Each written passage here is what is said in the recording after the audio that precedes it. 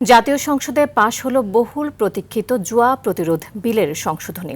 ফলে এখন থেকে সহজেই অনলাইন জুয়া, ডিজিটাল বাজি ও ম্যাচ ফিক্সিংয়ের মতো আধুনিক অপরাধগুলোকে আইনের আওতায় আনা যাবে।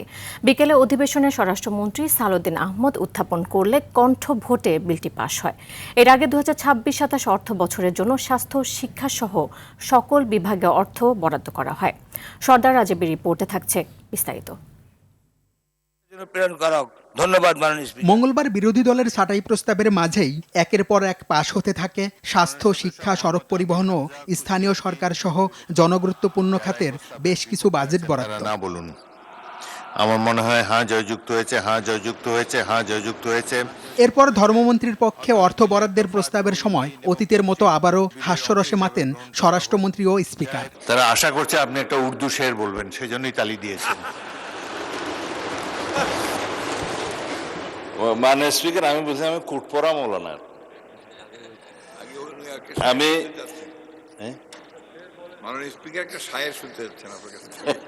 আমি না, মাননীয় বিরোধী দলীয় সদস্যরা শুনতে যাচ্ছেন।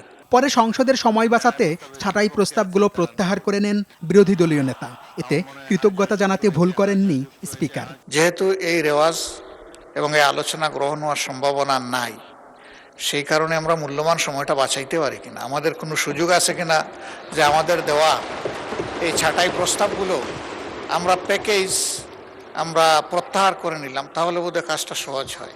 অর্থ বরাদ্দের পর্ব শেষে বিরোধী দলের ভোট ছাড়াই কণ্ঠভোটে পাশ হয় নির্দিষ্টকরণ বিল 2026।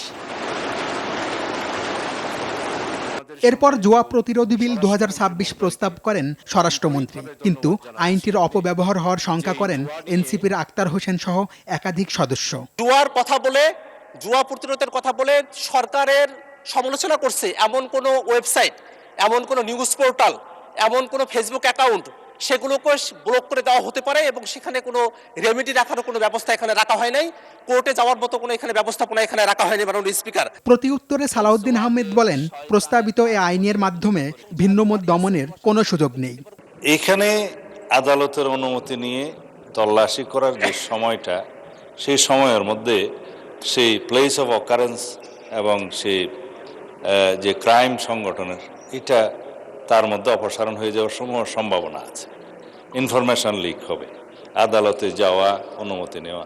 এছাড়া পুলিশের তো একটা ইনহেরেন্ট এখতিয়ার আছে বিভিন্ন সেকশনে, বিভিন্ন আইনে, সিআরপিসিতে। পরে জামায়াতের এমপি নজিবুর রহমানের পয়েন্ট অফ অর্ডারের বক্তব্য শেষে কণ্ঠভোটে পাশ হয় জুয়া প্রতিরোধ বিল 2026।